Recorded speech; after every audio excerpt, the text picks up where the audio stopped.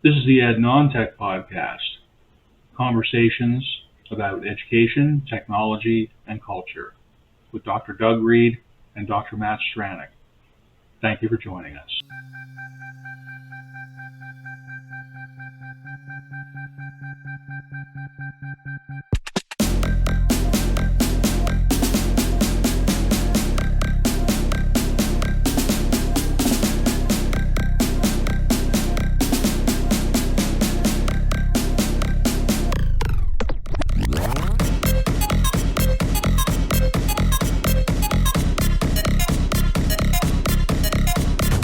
My name is Dr. Doug Reed, and I am located on Abagway, the traditional and unceded territory of the Mi'kmaq people. My name is Matthew Stranick, and I'm in Kamloops, British Columbia, on the traditional lands of Tk'emlúp-de-Secwépemc within Secwépemc-Ulu, the traditional and unceded territory of the Secwépemc people.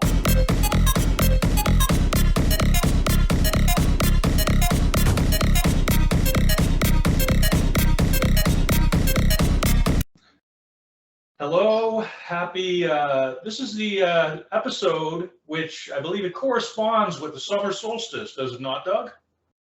Yeah, the summer solstice is in less than 24 hours, so yeah. Well, how about that? So we are within 24 hours of the summer solstice. So when you see this come out, hopefully right after that, it'll be like time-stamped. But this is the Ed Non-Tech Podcast, obviously. Hopefully, obviously. Dr. Doug Reed, as ever. Hello. And myself, Dr. Matt Stranick. And if I seem slightly more discombobulated than normal, which I know is kind of, that's pushing a certain boundary there, I'll be the first to say, but it's because I'm in the process of moving. And it's coming along real fast. And I'm doing a great job of it. I'm giving myself a pat on the back. I'm drinking my Monster energy drink. Staying caffeinated is important. And yeah, man, I'm in a completely new tech situation now, in as much as it's completely configured differently, different location. Anyway, I'll be putting up supplementary photographs of the surrounding disarray, so we don't need to get into here too much with that. But you know, beyond that preamble, how are things with you, Doug? Things are pretty good. Now, I'm looking forward to talking about AI in education, the writing impact so far. But before we get there, we're on episode 30, and we both had technical issues today. So, and we're both confident and comfortable enough to roll with it and make it work and all that. But for the people listening that think, oh no, the computer hates me, it's like this happens to everybody. So okay. Thanks for that, Doug. And again, I'll be straight. I have had no practical preparation for today's show, in as much as I'm just looking at the notes now for the first time. Due to the I apologize about that. Due to the aforementioned, I'm just going to lay that out. And that's also the joy of the asynchronous production mode that we're under, where the notes can take on, it's like, oh, well, here's the resource that I would have inserted in the time of the recording. So it becomes a complete and more differentiated and therefore hopefully more valuable offering, so justifying the e-learning in any way that I can. But honestly, Doug, this is a great and timely topic. You just decided, having spoken to rubrics on the past episode, which will be coming out at the same time as this one, because I'm in a stage of disassembly where I'm going to take one day and get 2 episodes of this, 1 episode of the Punk podcast that's recorded and out the door. And then I'm not even vouching for the whereabouts of this computer. So tell me more about it, Doug. Tell me more about the what prompted this after the rubrics. Was that sort of intentional in your thinking? Was in some way, or what was the thing there? Okay. I wanted to do some deep dives because I really enjoyed being able to focus when we did the community of inquiry deep dives, where we did those 3 deep dives. And then with AI, this is the end of the school year for a lot of people, and AI has exploded. These large language models have exploded. Okay, so Doug, can I just pause you here for a second? Sure. And because when we've talked about AI previously, you've mentioned this term, large language. Did you say? What's that term? Large language models. Oh, okay, so as a somebody who has a degree in English and spent time in an ESL environment, this isn't something I've heard of. So I find you attaching a ostensibly a language model onto AI as a thing. Can you just speak to that a little bit more, please? For sure. What we're calling AI right now is not. This will not become Skynet, and John Connor is not in danger, right? Like not yet. He's not. Not yet. He's not. Not yet. He's not. Like the president of OpenAI, the ChatGPT head. Did he go before the United States Senate recently, or did I imagine? He might have. That? Yeah, he might have. But he has come out and said this is a dead-end technology. This will not lead to artificial intelligence. Well, so I just sort of wonder. First of all, we're still rooting for the AI pivot because we got a branded action on that. It's AI is a marketing term. It's not. That's fine. What's happening. Well, okay. So, and this is where you can say, well, we said artificial intelligence. We didn't say artificial consciousness. I mean, that's I think. How do you measure intelligence then? Intelligence, I think, is more akin to the mechanical, reptilian part of the brain attached to just sort of functioning within your body, your limbic system. And I think consciousness resides, as metacognitive processes and mirroring neurons sort of had to differentiate the action of our branch of the Homo sapiens to fight off the Neanderthals, essentially. So in order to sort of survive in a, pretty combatant environment over, thousands of years back in the day, this was sort of a genetic advantage, right? The development of certain slightly higher cognitive function, which set the, thing for self-awareness, and thereby, consciousness as we know it, thereabouts. I mean, really, differentiating that from intelligence, which is just sort of like a collection of actions executed by a living subject, in my opinion. But I buy that. I mean, that's just my. But as soon as you mention living subject, does that include? Oh yeah. Software and algorithms and stuff. So right now, what they've got is, when you have like a social media algorithm that pops up the ads that they think you want to see, or they say, hey, you might like this content.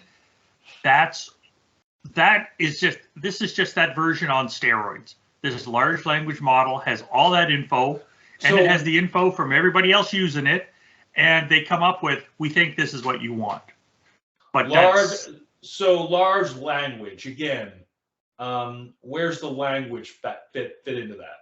It's all the words that we're using to type and all the words that they harvested in 2021. So that's the core. So that's sort of like the corpus. Everything that exists in terms of language is a feeder for what this thing is able to do. So hence large scale language harvesting of sorts. And it's like the 40,000 servers that they have, or whatever. The number is insane. They have a huge number of servers, and that's what it is. That's like when you look at when you use these, we have to come up with prompts, and all the prompts are language based, and they're going through and parsing the prompts to figure out what is it this person's asking, and trying to better the communication by building the prompts is the important, and thereby selling you a preferable vacation experience or a preferable choice on soft drinks or watches, or yes. The end result of all this human creativity is to make money off of convenient, stupid things. But yes, yeah. Awesome, man. I mean, so that's what I mean when thank you. Thank you for sharing that, man. I appreciate that. So I like the fact that you started out.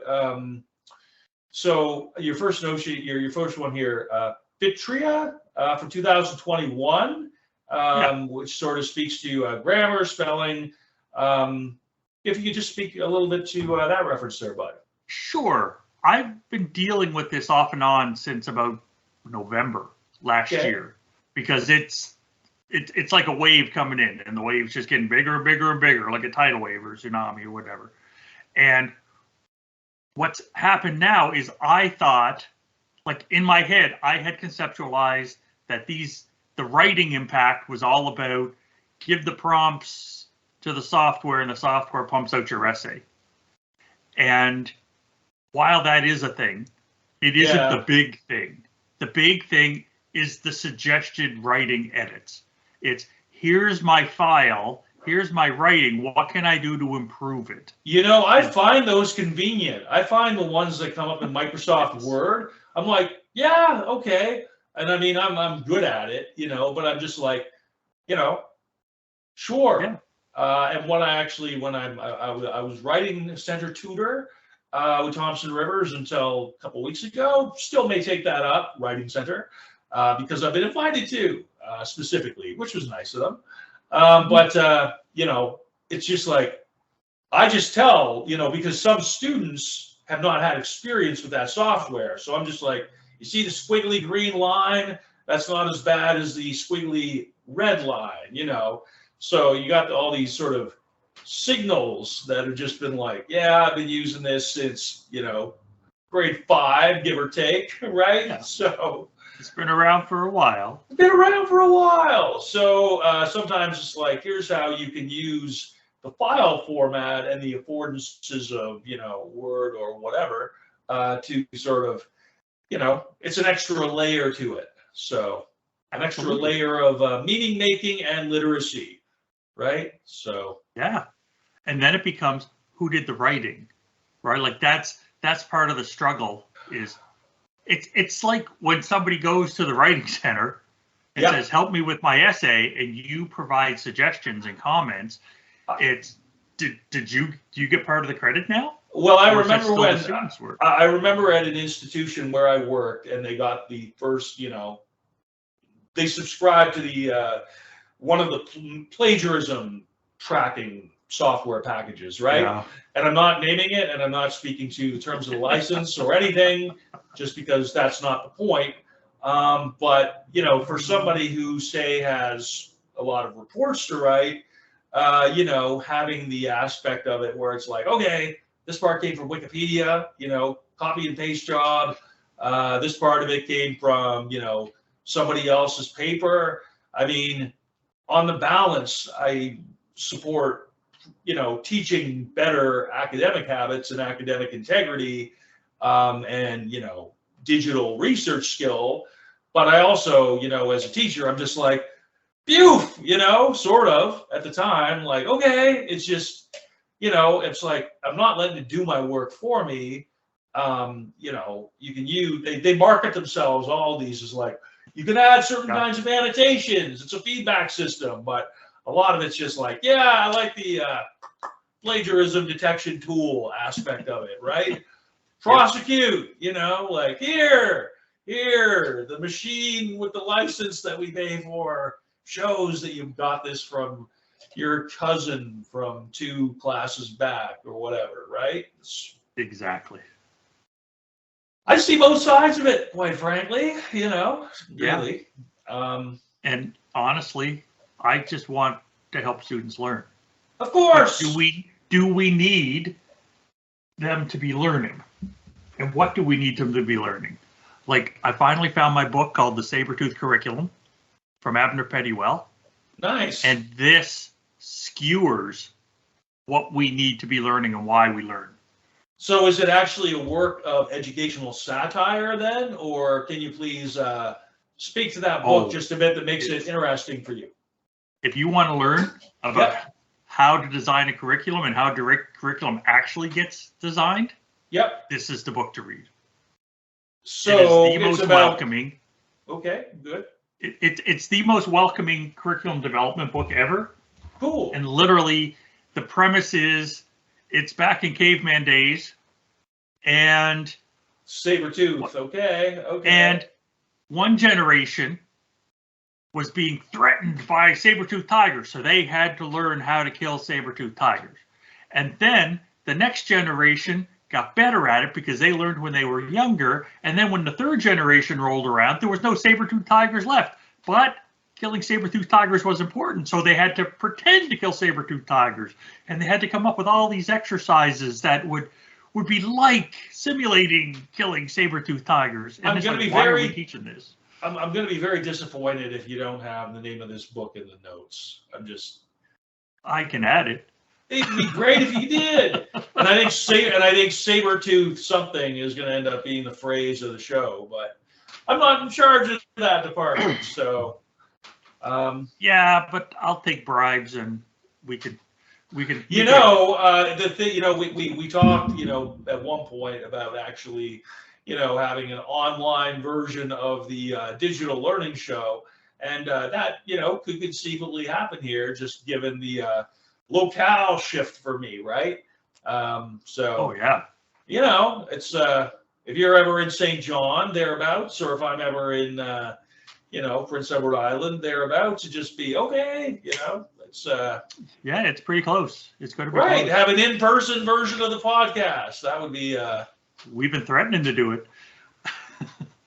I'm telling you, it's going to be go from being a coast to coast show to a regional enterprise is what it will. So true enough. Yeah. True enough. Nifty. So then, okay, now you have your Salvagent et al. Thank you. Can artificial intelligence help for scientific writing? Okay. And basically, they introduced, because that's a 2023, they introduced ChatGPT, and they just talk about it in an academic sense. Yeah. Okay. And so the short answer is yes, it can. It can absolutely do that. Clear answers are good. Yeah, because it can also help with the lit review. It can help come up with potential research questions. Oh yeah. It can provide an overview of the current state of the field. And it's like, holy crud, like this is all stuff I didn't think about. I thought it was input whatever, and here's a piece of writing back.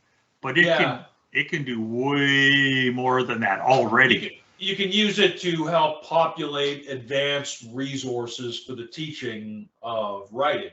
Is that sort of what you're seeing here? Or in any other subject, but I mean, since we're talking about writing, we're talking about writing. But I mean, for any curricular area, if you're in need of, well, I had already been thinking, and maybe we even discussed it, like not just, because like Moodle, my most recent memory thingy of learning management, has the auto grading, and we had talked about, I think, about how that tendency may encourage people to do auto grading. But one thing that was still very time consuming and challenging was coming up with, hundreds upon hundreds of questions for that format. So I'm willing to wager the application that you're suggesting can come up with a lot more of them, a lot better, a lot quicker, right? When I was in the curriculum course design environment in a post-secondary, getting instructors to build the question set. It's, hey, we need 300 questions. And it's like, oh, well, the publisher's already done that. It's like, no, then they're not ours. You have to create them. We paid you to do it. Or people who wanted, like, resources from the publisher basically taken and stripped, you know, and then not that ever happened, not that I ever partook, but I mean, you can see how it would be compelling, right? So Absolutely. Good. Well, this is a good thing, isn't it? Reducing prep time, assuming that it's well vetted, the output, right? That's Yes, and it helps proofreading because the little quote I had, it's like I put it in brackets in the notes, and it's like, as an AI model, I am not able to review or submit papers to journals, as I am not a researcher or author. And it has this stuff in there, and what I've been hearing is students have been using it and then not proofreading what's come out. So in the middle of the essay or the paper or the assignment, it says, as an AI model, I'm not a student, so I can't submit this. And they're not even proofreading, some of them. They should find a way to they should find a way to like just watermark it, any kind of like deep encrypt, some kind of any file that goes through one of these applications. Like if it comes in contact, any kind of media output file, it should just be like aided, with and through, whatever.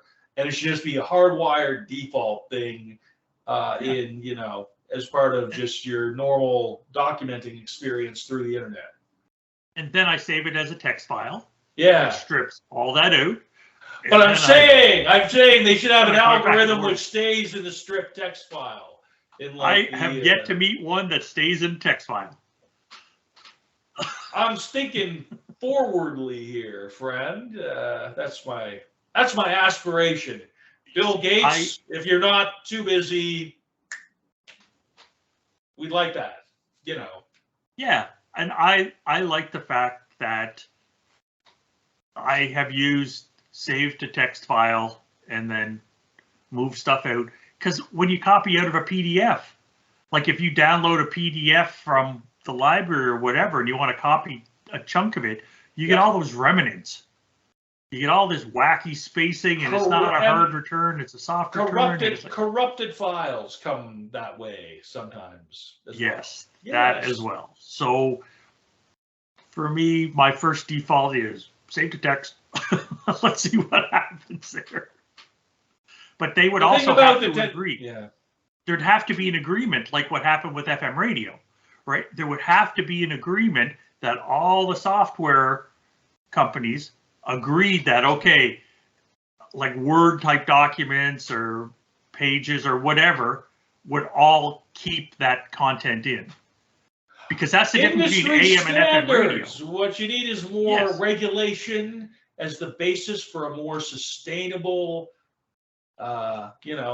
ecology or infrastructure out in there. That's. Well, do you know the difference between AM, why AM doesn't have a stereo, but FM radio does have a stereo?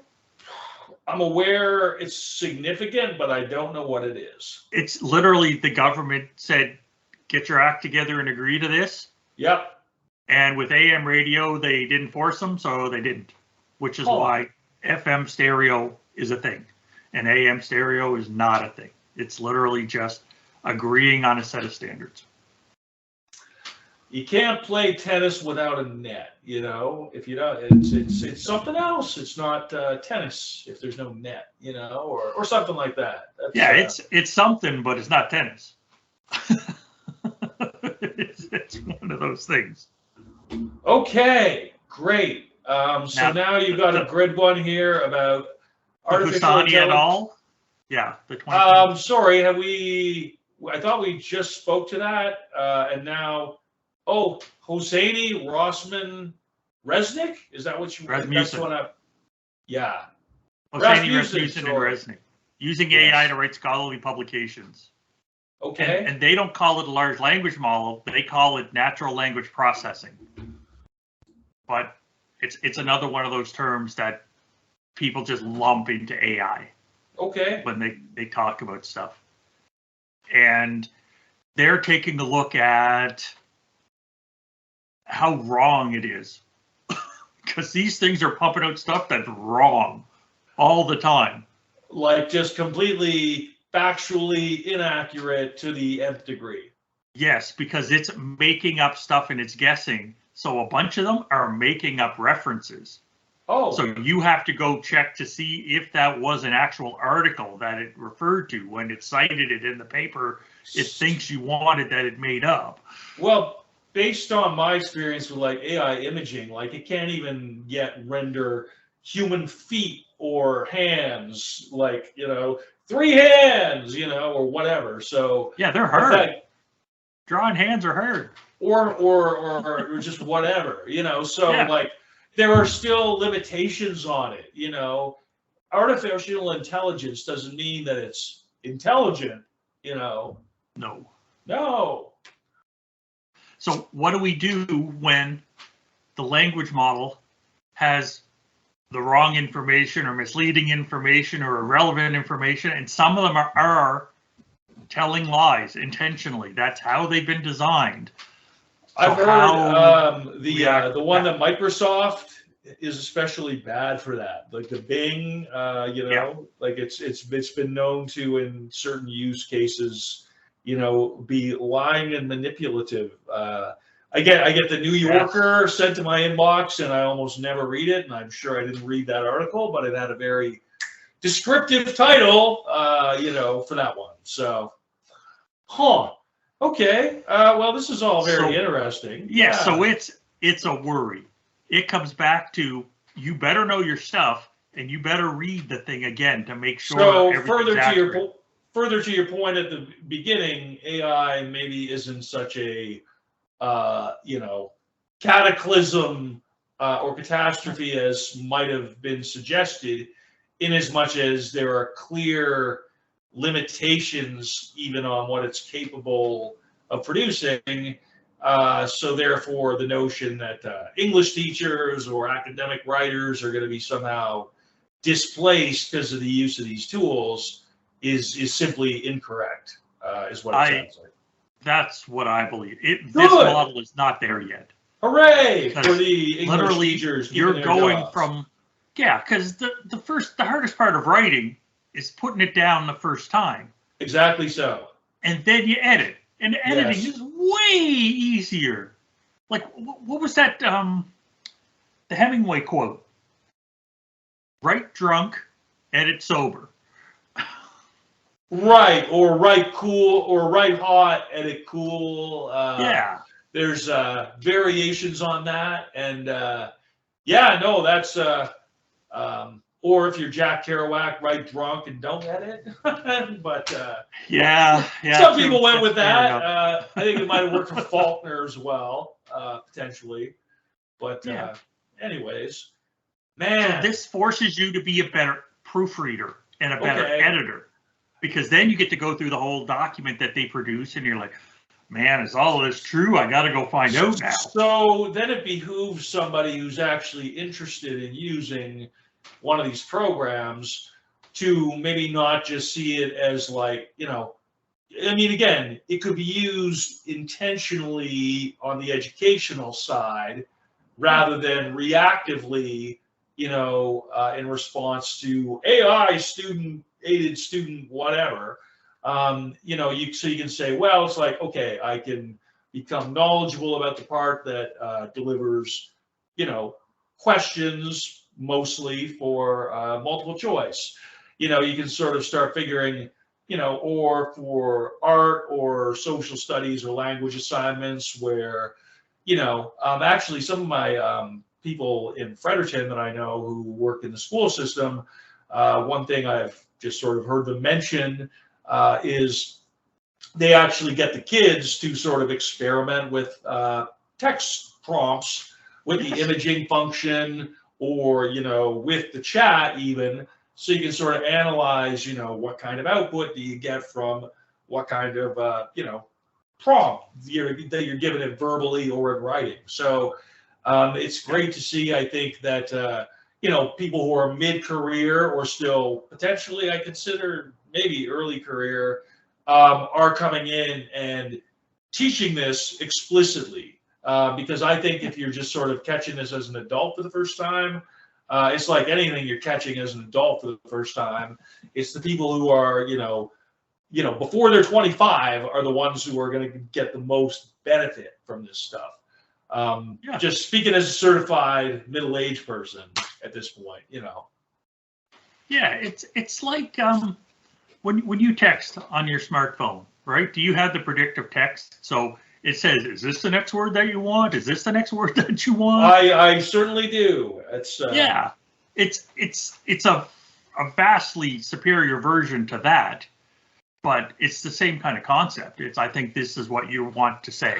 So it's populating from a much wider base. Much wider base with perhaps greater specificity and enhanced with the algorithmic knowledge of every click you've ever put into the internet.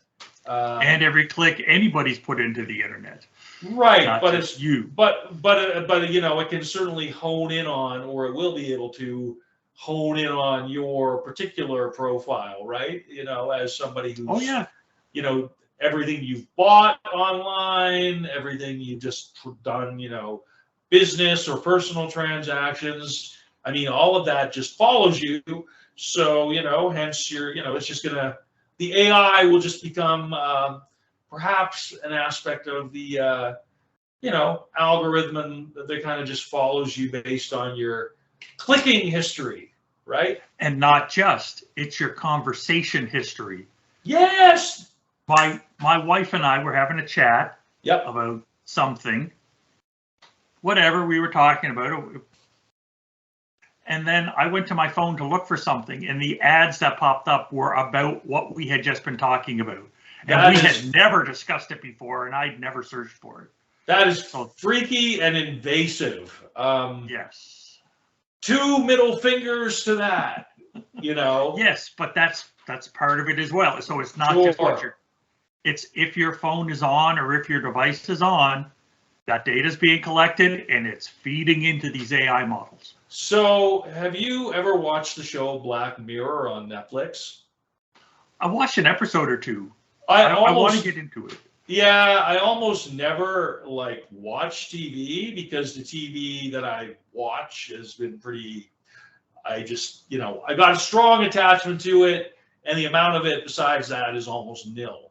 But this is the dystopian media show. One of I think it's the first episode of the season that's just been released, is sort of it does this kind of thing where somebody's watching Netflix or whatever, a dystopian show on Netflix, and then because of the terms and conditions with the network, the provider, they don't call them Netflix, but whatever, then they become the subject of a show that other people are watching, and eventually they just, looking in the mirror X number of times, and it's just satirical and funny and creepy, actually. So I think, there's some things about it. Absolutely there are. And I'm going to jump to the Fife, how to cheat on your final paper. Thank you. Swell. Assigning AI for student writing. Yes. Right. Basically, what Fife is saying is that we have to define what cheating is. Because it's way more complicated than the software people saying, oh, here, this Grammarly will help with your blah, blah, blah, or what the institution plagiarism policy is, because those are normally years out of date. So what is cheating? Because it used to be cheating to use a computer or use a calculator, and then it was cheating to use a computer. What is our version of cheating now? And we have to come to grips with that, because I had a buddy of mine in grade 7 who had one of those calculator watches. That kind of dates me. And it used to bug me, right? Because how come he gets a calculator? And it's like, it's a watch. And I was whatever. I was 10 or 11 or whatever it was. But thumbs down to that. That's unfair advantage. Absolutely. But if everybody has it, is it still an unfair advantage?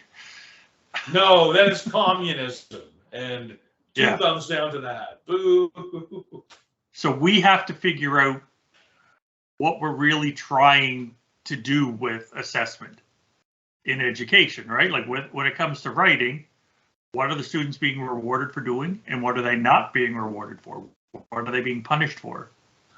And what is the proper process, and what are our cultural norms on this? I believe that we need to have an entire show strictly on that topic, from the sound of it. Okay. AI and evaluation, straight up, as a, Yeah. Talking to you guys, we did a show on rubrics, Now we're doing language. We've got images. Evaluation is fairly certain to be part of it. Could also do one on It has to be. just AI and curriculum, straight up. The bones of education.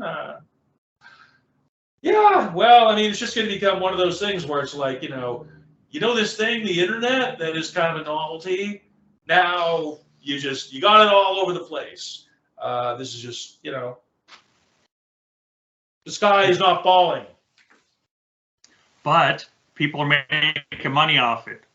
So the sky's falling a little bit because they need the sky to fall so they can make their money. And thus to enjoy t-shirts made in Vietnam, available through mail order on my Loblaws President's Choice credit card, gaining points for that, saving on groceries. Absolutely. I believe in the middle class dream, Doug. And I'm just so like, I'm sitting in like my own rubble here. It's actually very well organized, but I'm just like, it's anyway. So there's a bonus. There's a big bonus to all of this, and it's the people that create infographics. Yeah, and it's the people that like to create lists in social media. They are having a heyday because nobody knows anything. This is like when the pandemic pivot happened and everything got shut down in a week. Yep. And then everybody was losing their minds. It was, oh my goodness, what do we do? What do we do? This AI pivot is the same thing, but AI pivot. Some people we can said still it ignore first. it. Yeah. So some people are still ignoring it because they're not locked into their houses. Right. But for the educators and the students, it has to be dealt with. And so it's I have some examples here from some of the Facebook groups and social media groups. And it's like, how do you get it to write reports? And then people are saying, first you do this, and then you do this, and then you do this. And it's just laying it out into here's how you do this with this new technology. Well, I mean, if it's going to do something where, you're just using a highly specialized document template, which, responds with certain structures of filler language, if you're feeding it erroneous or incorrect analyses or information, then regardless of how it's being assembled, the tool that's putting it together, it's still going to be wrong or off base, output from it. So, but if you submit some stuff and say, make it look like this, make it look like that, format it in APA 7, it can do I that would stuff. I welcome as a, like, oh, okay, make sure you switch on the setting for APA 7 in your Word. I'd much rather have that than the whole, at this point, I can just say, go to the OWL Purdue for some reasonable examples. But I mean, I go to Nightside. Nightside is my reasonable example. Okay, that's it's the same thing. They whatever that's out there that you feel comfortable with is sort of my go-to, as long as it's fulfilling the same purpose and you feel comfortable with it. So that's right. Good stuff, man. Right. So what else do we have here? We have two other little things, right? And it's two other comments from different like AI and education social media groups. Yes. And people are just, please help me. People are desperate and they're asking for help on how to do this, right? Like I put my comments in and ask it to improve it, right? I use lazy English and it levels it up for me. And it's like, yeah, it sounds better than what I originally put in, so we're good. And so for the people that hate writing, enjoy writing, this is wonderful. This is a gift.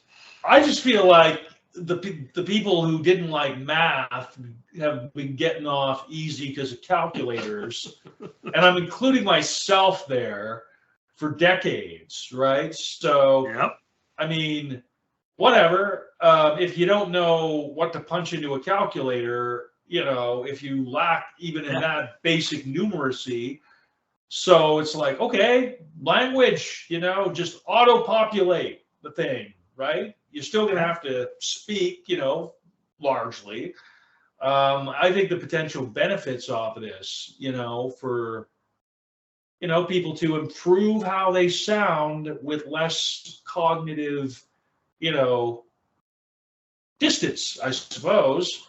If it's more effective, as long as it's clearly representing the thought, then whatever, can be used to express it to its full advantage should be, considered at least as having some potential, right? I mean, yeah. And as educators, what are we doing with that? Right. Instead of just like, well, the students are going to be using this, we have to react to it. Just kind of take it all, sit it kind of down, see, okay, it's got this feature set, these functions, what potential realistic uses could be there for us, on the teaching side of it, rather than just sort of like, well, it's going to enhance academic misuse. I mean, which it certainly will, but I mean, anything is going to suggest its own academic misuse, right? Like, yeah. Well, like if you take a look at, when people used to like cheat, they used to write all their info on little pieces of paper and then slide them up their sleeves for the exams. They have access to that stuff when they go do their job, right? Nobody is going to need that formula memorized. You will have resource materials like 99% of the time. It's outsourcing, certain function and, freeing up function and bandwidth for other tasks, right? So, and the act of doing the writing and getting it small and squeezing it in, has been shown that's a form of them learning it. Yes. So what you're actually doing is help reinforce some behavior that's going to help them learn it. So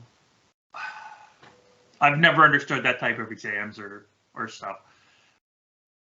But what else I have in the document is another couple of examples of people saying, oh yeah, it creates draft comments. It's great. I found a group of teachers. They're like, how do I do report card comments? How do I get AI to help me do Well, I mean, again, like a pretty standard approach, is, here are the 25 things that I can reliably say about essays that come up often enough in like an Excel sheet. And I'm just plunk, copy, paste, use as appropriate. I don't think of that as being, dishonest or, anything. I mean, I think that's legit. So how is this any less legit than that? That's all. It's got an easier user interface. Yeah, well, and that's not, why is there anything wrong with that, honestly? As a teacher, in my second year teaching, the principal handed out a sheet that said, here's 100 ways to say good job. And there was all these positive ways to say good job on the report card. So you're not repeating it. Okay. And then, of course, somebody on staff went to the whiteboard in the staff room and said 99 ways to say I hate working here. And they started that list and people just added to that list. And the principal got choked and was like, we don't care if you choked. Right? There's a bunch of other stuff going on and it's report card time and we're tired. So it just made me laugh. It just reminds me of like a modern version of that kind of resource. And it's well, it's I think it would be nice to think that more staffing was available, more human resources in terms of hours, so that you can feel more creative about what you write to each student or whatever, by having, not 30 or 35 per class in K-12, times, 4 or 5, or if you're in, post-secondary, maybe even greater numbers if you're teaching these undergrad classes. I mean, if it's like you want certain level of creativity and human quality, well, I mean, just, build your staffing better as well, right? Yeah. That's part, honestly, but now we can't control that. The last key part of what I learned from doing all this is the importance of prompts. And I had messed around with the prompts, trying to come up with the logo for our podcast, right? Like all the different ways to try to say stuff.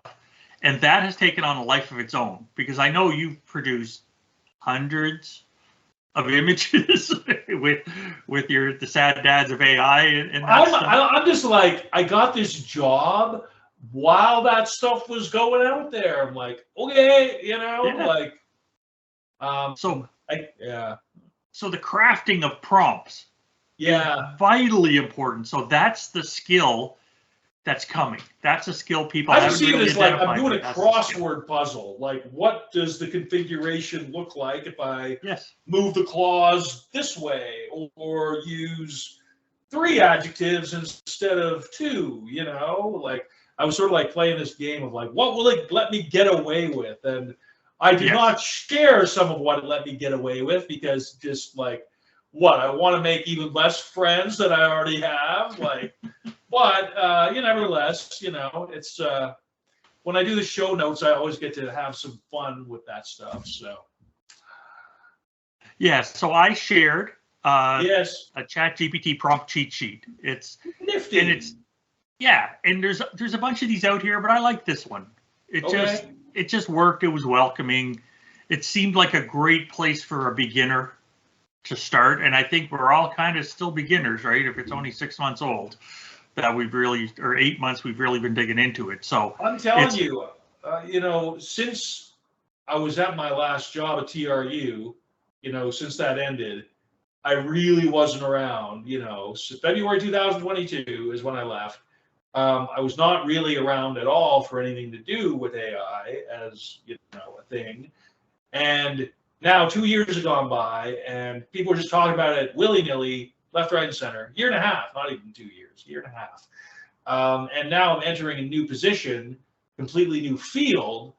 And I'm just like, okay, what's the what aspect of this will pertain in a non-post-secondary context? Because I sort of had it defaulted in my mind I was going to end up doing something in post-secondary. And now I'm not. It's in adult learning. It's, in other areas. So going to be interesting to see you're remaining. I'm not calling it higher ed. You're remaining in post-secondary, and I won't be. So we'll have that. The dichotomy will go from being the employed and I almost said versus versus the unemployed, but not really. Do I have a dog up here? Anyways, to the post-secondary and the non-post-secondary. Yeah. So one other thing I did is I found a link for like Google's training program for AI. So you could click that and fill your boots with more stuff. I also created more of a list of here's some bigger AIs. And when I did this first list, like in January, most of these didn't exist. So that's how gigantic it has become really quickly. This podcast is older than the AI pivot. Yes. Huh. That's nifty. That's nifty. We're able to document it from the beginning of the phenomenon through to wherever it's going to go if we so choose. Yeah, that's We could do an update every couple of months and say, here's where we're at now. Well, we could. You've done it. I really have to say, you've really outdone yourself with these particular notes, Doug. You got, I got to say, some good resources here, as well as some supplemental clickables, which are always desirable, right? So, and which is what I like about the deep dives, because the literature hasn't caught up yet. The literature can't, just the way publishing works in post-secondary. They can't keep up with these changes. We'll get there when things calm down, but we're just not there yet. To any sustained level of peer-reviewed academic discourse, yeah. Yeah, that takes more time. And the I've never seen a paper go into a typical press from accepted proposal or whatever and take less than a year to come out. I mean, a year is like fast, in that regard, Yeah. right? So, that's So I added a couple of pictures just because that's what you do. That's awesome. That's Thank what you, I do. Val. Yeah. And they're both Terminator 2. Oh wow! Terminator 2 as the what do you call it? The unlock, the CAPTCHA graphic. That's the hilarious, capture man. graphic. Yeah. Trying to click all the pictures of Sarah Connor, right? And good try, AI. I'm not going to help you recognize the mother of the rebel resistance. Of course not. It makes me laugh because it's like, yeah, that's what's going on. I remember being like a teenager when that film came out and just like, yeah. So, Skynet. Okay, and so That's as well, I see now, not quite, the word of the podcast has a question mark beside it. Does that mean you're not sure if it's the word of the podcast? No, plagiarism is the word. Okay. Because are we plagiarizing? Is this plagiarism to use AI, or is it not plagiarism to use AI?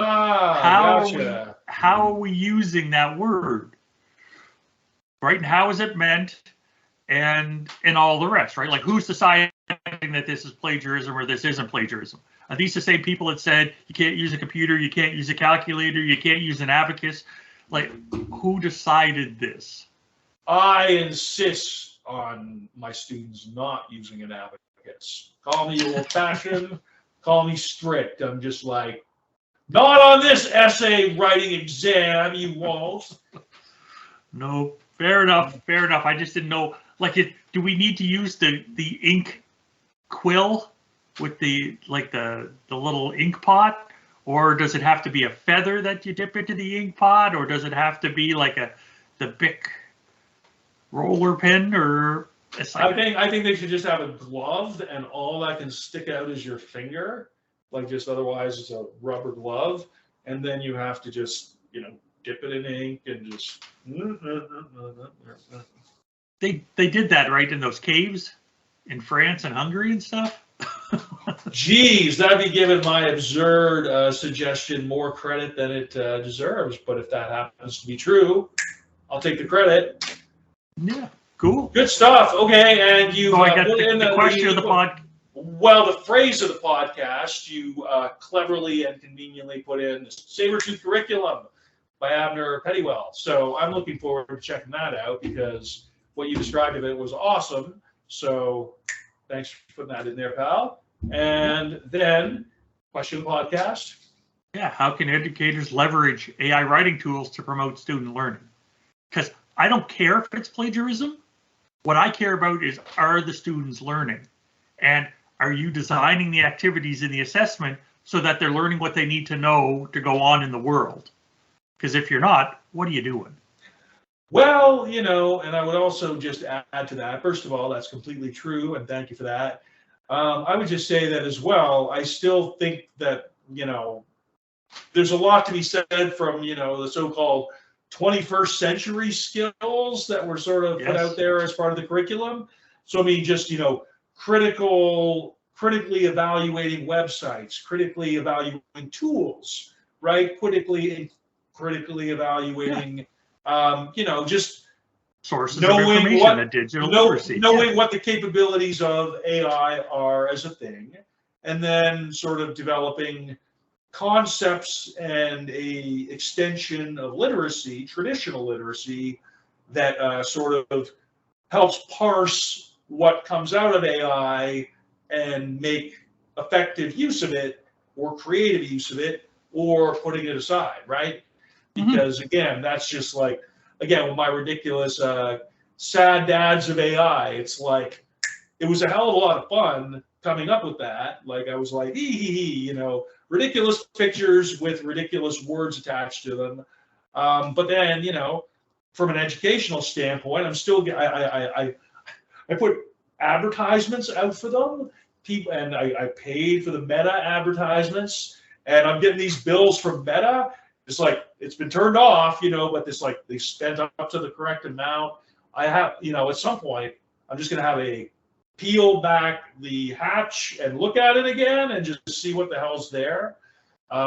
So what I'm saying is AI as a starting point can be very multifaceted for how things on the internet even tend to work, right? So if you're, things you can involve students with potentially, right?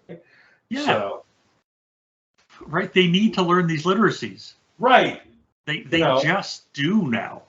And more to the point, they're going to teach themselves what they need in some way, unless, regardless of whether, there's a person, an educator, within their lives doing that, or whether they're self-teaching, going with their friends and going with the raft of YouTube and other instructional videos where, just all that expertise is there. So it's almost like, do you want to be part of that, and help add to what's already in progress? Or do you want to just sort of not look at it, not, be involved with it, except to the extent that you're, policing it or reacting to it, right? So, right. And again, I think we've taken that up a fair bit in this episode and in some of the others. But again, just it's an opportunity, I think, for us as educators to explore new avenues and ways of being creative. It'll be nice to see when more the focus is on that, as opposed to just, how do we mitigate the negative potentials of this, right? Sorry to go on a bit of a tangent there, bud. Just no, but that's where we need to head. This is part of the conversation: is how do we get there, and what path do we take to get there? Because there's going to be more than one path. Yeah, well, that's swell, man.